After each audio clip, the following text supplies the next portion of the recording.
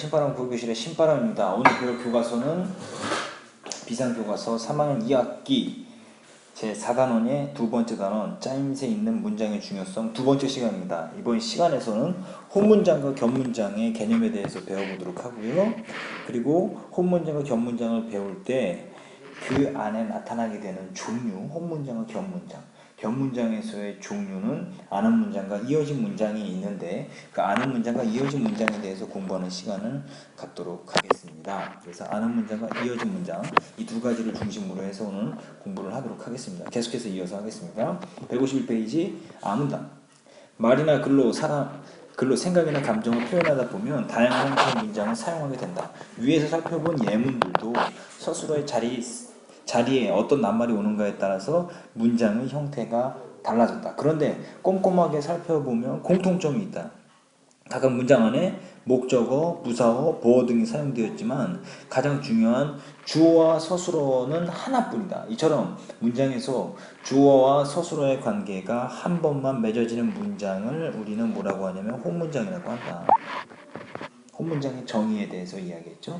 이와 같이 혼문장을 사용하면 간결하고 명확하게 의사를 전달할 수 있다. 이것은 혼문장의 장점입니다.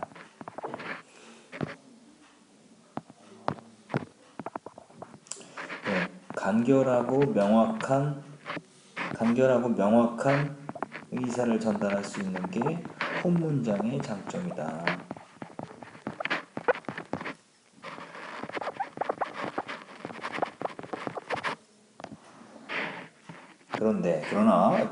그러나 우리가 사용하는 문장을 보면 하나의 문장 안에 몇 개의 주어와 서술어가 나타나는 경우가 있다. 하나의 주어와 서술어로 된 혼문장만으로는 복잡한 상황이나 동작, 상태 등을 표현하기가 어렵기 때문이다. 혼문장만으로는 복잡한 상황이나 동작, 상태를 표현하기가 어렵기 때문이다. 이것이 혼문장의 마이너스 단점이죠.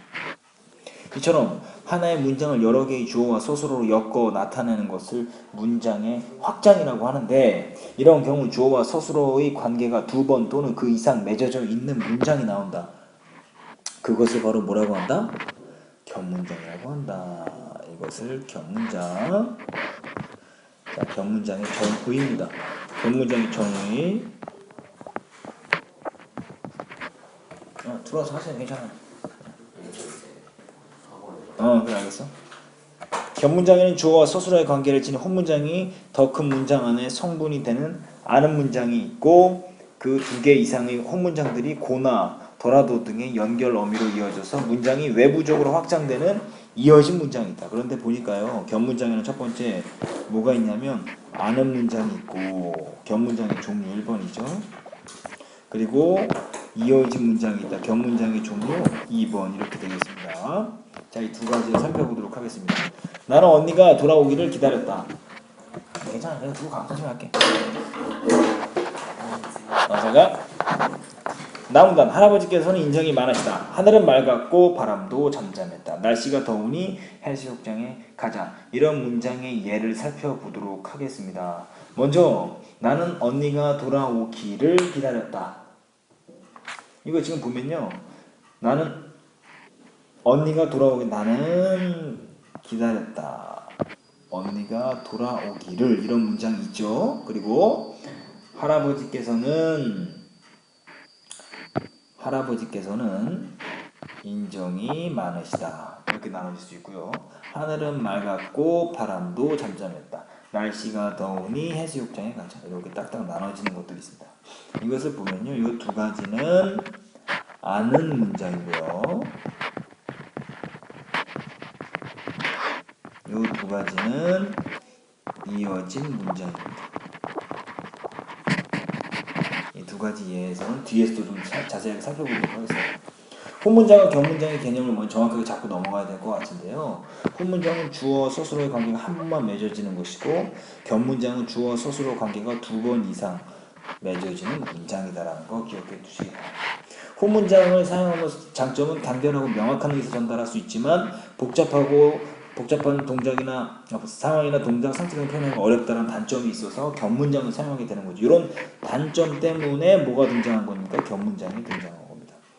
견문장은 아는 문장과 이어진 문장 두 개가 있는데요. 주어와 서술어의 관계를 지닌 혼문장이 더 큰 문장 안에 성분이 되는 문장이고요. 연결 어미로 이어져서 문장이 외부적으로 확장되는 문장입니다. 그래서 결국 이 겹문장이라는 건 문장이 어떻게 되는 거냐면 확장된다. 이런 건 문장의 확장이다라고 아까 앞에서 배웠습니다. 자, 다음 페이지로 넘어가도록 하겠습니다.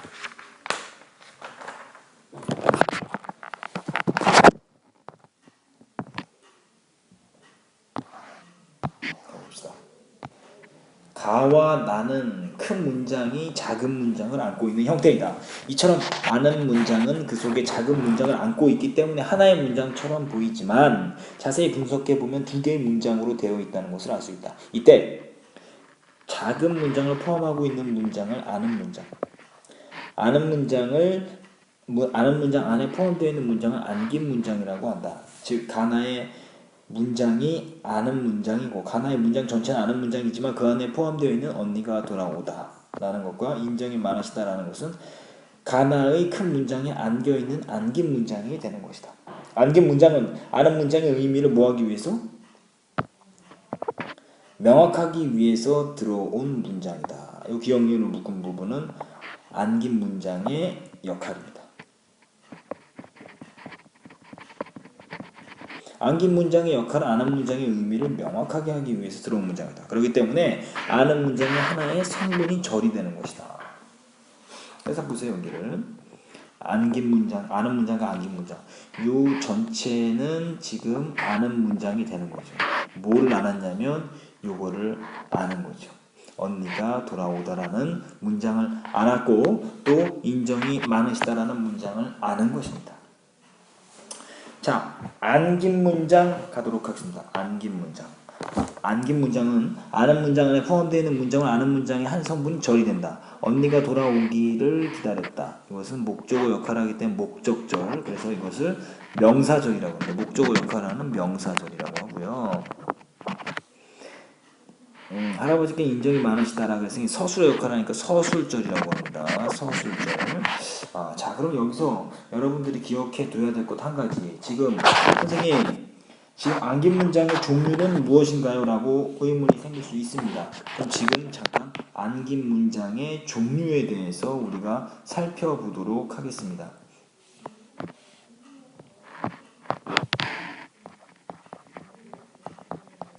안긴 문장의 종류에 대해서 살펴보도록 하겠습니다. 안긴 문장의 종류에 대해서 묻는 문제가 한두 문장 나오니까 꼭 기억해 두시기 바랍니다. 안긴 문장의 종류는 크게 5가지로 나눌 수 있습니다. 첫 번째 명사절,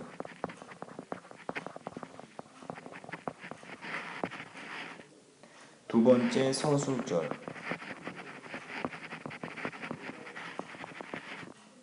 세 번째 관형절,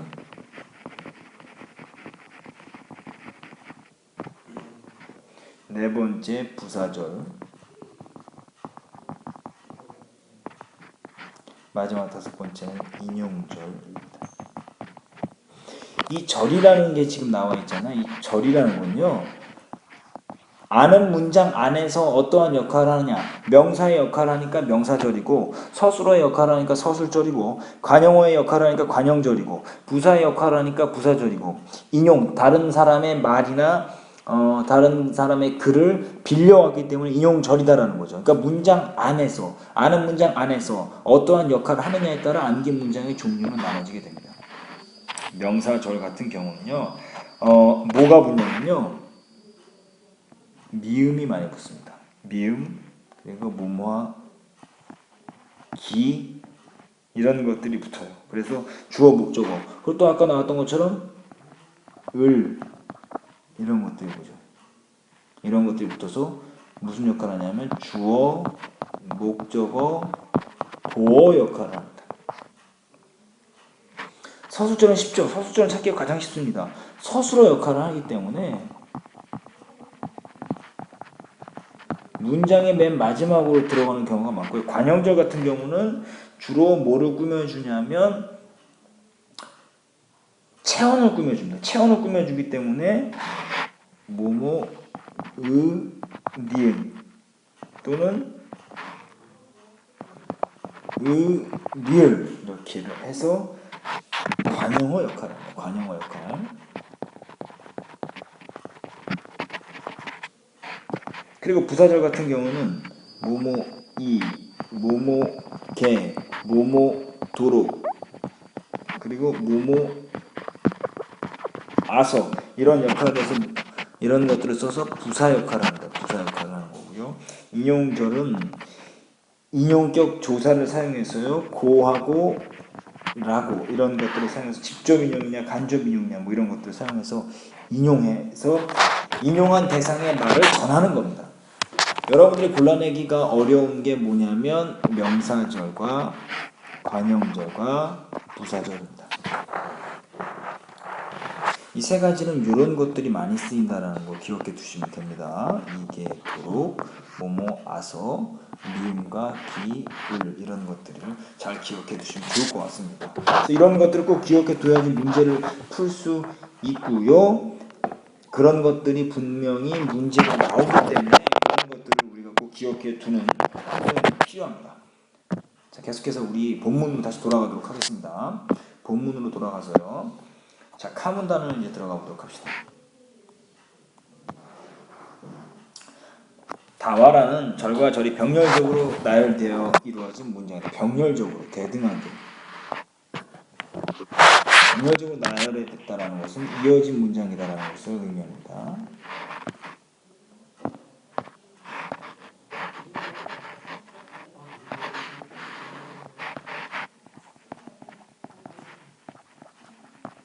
이어진 문장이다.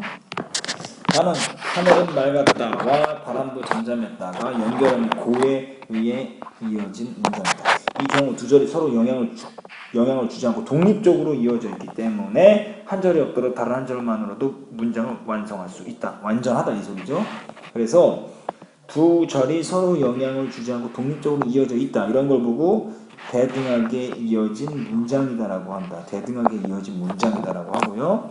라운단 보면 역시 두 개의 절이 뭐뭐한 니에 의해서 연결되어 있는 문장이지만 다와는 달리 앞절이 날씨가 덥다가 뒷절이 해수욕장에 가자에 종속되어 있습니다. 해수욕장에 간 것은 왜 갔냐면 날씨가 더웠기 때문에 간 것입니다. 이처럼 앞절과 뒷절의 의미가 독립적이지 못하고 종속적인 관계에 있는 문장 이런 것을 종속적으로 이어진 문장이다라고 이야기합니다. 이어진 문장은 어렵지 않습니다. 쉽습니다. 고하고 니만 찾으면 됩니다. 그래서 대등하게 이어졌냐 아니면 종속적으로 이어졌냐를 찾아보면 됩니다. 이어진 문장은 독립한 두 문장이 연결어미에 의해 연결된 문장이므로 접속 부사를 사용하여 격문장이 아닌 혼문장으로도 나타날 수 있다. 날씨가 덥다. 그러니 해수욕장에 가자. 이렇게 해서 혼문장을 표현할 수 있다는 특성이 있습니다. 이것은 이어진 문장의 특성입니다.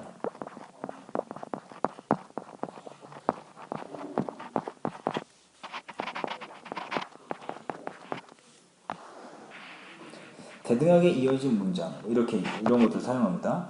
고, 으며, 으나, 지만, 거나, 든지 이런 것들 대등하게 두 절이 서로 영향을 주지 않고 독립적으로 이어져 있다. 둘 이상이 연결하면 아서, 니, 으면, 거든, 뭐뭐려고 이런 것들과 사용해서 앞절과 뒷절의 의미가 독립적이지 못하고 종속적인 관계에 있다는 걸 기억해 두시기 바랍니다.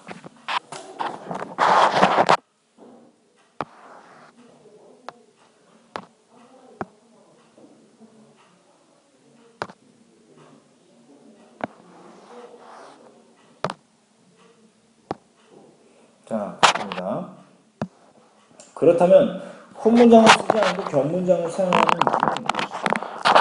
그 이유는 격문장을 사용하면 한 문장 안에 더 많은 정보를 담을 수 있기 때문이다. 격문장 사용의 뭡니까? 장점입니다. 격문장 사용의 장점 1번. 나는 집에 갔다와 나는 사과를 먹었다라는 두 개의 문장은 각각 간단한 혼문장이지만 논리적 관계가 떨어진다. 이것을 나는 집에 가서 사과를 먹었다처럼 하나의 문장으로 만들면 논리적 관계가 분명해지고 한 문장 안에 많은 정보가 담기게 된다. 장점 2번이죠. 그런데 격문장을 사용할 때 주의할 점이 있다. 주의점. 문장이 길어지면 말이나 글이 복잡해져서 정확한 의미 전달이 어려워진다. 문장이 길어지면 말이나 글이 복잡해서 정확한 의미 전달이 어려워진다 라고 해서 마이너스 1번입니다. 또한 주어와 서술어의 관계가 명확하지 않아 잘못된 문장이 될 가능성이 많다. 단점 2번이죠. 그러므로 표현하고자 하는 내용을 가장 명확하고 효과적으로 전달할 수 있도록 혼문장과 격문장을 상황에 맞게 사용해라. 그래서 혼문장을 사용할 때의 장단점 기억해 두시면 좋겠습니다. 문장의 확장에 대해서 지금 계속해서 배우고 있죠. 문장의 확장과 혼문장과 격문장의 특성을 배웠습니다. 마지막 부분입니다. 글이나 담화는 글쓴이나 말하는 이의 생각을 표현하는 것이다. 바로 그 하나하나의 생각들이 문장이라는 그릇에 담긴다. 그러니까 문장은 완결된 생각의 최소 단위다 이 소리예요. 완결된 생각의 최소 단위가 문장입니다. 단순하게 말해서 한 개의 문장 하나의 생각은 두 개의 문장은 두 개의 생각을 담는다고 할 수 있다. 이런 문장들이 모여 한 편의 글이나 담화가 된다. 그러므로 올바른 의사 표현을 위해서 가장 필요한 것은 문장을 제대로 만드는 방법을 아는 것이다. 정확한 의사 표현을 하기 위해서는 문장을 제대로 만드는 방법을 아는 것이 정확한 의사를 표현할 수 있다 이 소리죠. 올바른 의사 표현을 하기 위해서는 문장을 제대로 만드는 방법을 알아야 된다 이 소리죠. 문장을 바르게 만들 수 있어야 우리의 생각을 정확하게 표현할 수 있다. 이를 위해서는 문장의 짜임새를 알아야 한다. 문장이 짜임새 있게 구성된 글이나 담화는 주제가 분명하고 내용이 논리적이어서 전달하고자 하는 의사를 명확하게 표현할 수 있기 때문이다. 자 보세요. 주제가 분명하고 내용이 논리적이어서 전달하고자 하는 의사를 정확하게 표현할 수 있다. 그렇기 때문에 뭐 해야 된다? 문장의 짜임새를 알아야 한다는 거예요. 문장의 짜임새를 알아야 하는 이유입니다. 우리가 문장의 짜임새를 알아야 하는 이유는 바로 논리적이면서도 전달하고자 하는 의미를 정확하게 표현할 수 있기 때문에 문장의 짜임새를 알아야 한다 이 소리예요. 그래서 문장의 짜임새가 중요하다는 거죠. 여러분들 배워서 굳이 필요 없는 거 교과서 이렇게 실을 필요 없습니다. 여러분들이 이것을 잘 알아둠으로써 정확하고 논리적인 글을 쓰고 말을 할 수 있다는 거죠. 정확한 의사 표현하기 위한 문장 사용 방법. 첫 번째, 혼문장과 격문장을 상황에 맞게 사용하고 문장의 짜임새를 알아야 한다. 자, 압축파일 넘어가도록 하겠습니다. 압축파일 중요하죠. 압축파일에 우리가 배운 내용이 되어 있으니까요. 이런 부분들 한번 잘 배워보도록 합시다.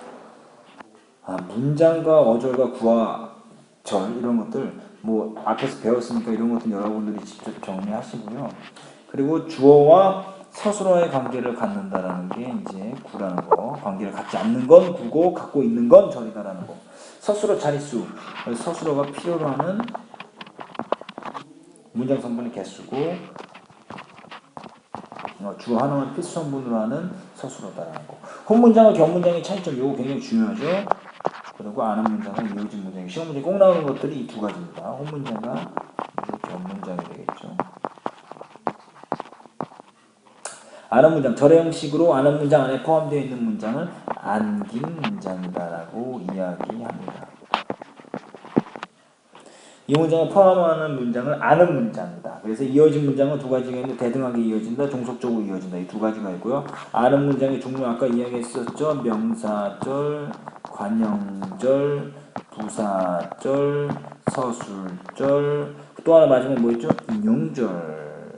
명사절은 주어, 목적어, 보호 역할, 관형사절은 관형어 역할, 부사절은 부사의 역할, 서술절은 서술어의 역할, 인용절은 다른 사람의 말을 빌려온다라는 거죠. 그러니까 이것을 찾기에는요, 뭐 고나, 뭐 을을 뭐 이런 것도 중요하지만 그 안겨져 있는 문장이 어디 앞에 있느냐, 서술어 앞에 있느냐, 아니면 명사 앞에 있느냐, 아니면 그 역할이 주어를 역할을 하느냐, 이런 것들을 통해서 찾아내는 것이 더 빠릅니다. 그렇기 때문에 이런 것도 찾아낼 때 당황하지 마시고요. 문장 안에서 어떠한 역할을 하는가를 찾아보면 의외로 쉽게 풀릴 수 있고요. 그렇게 어려운 문제 나오지 않습니다.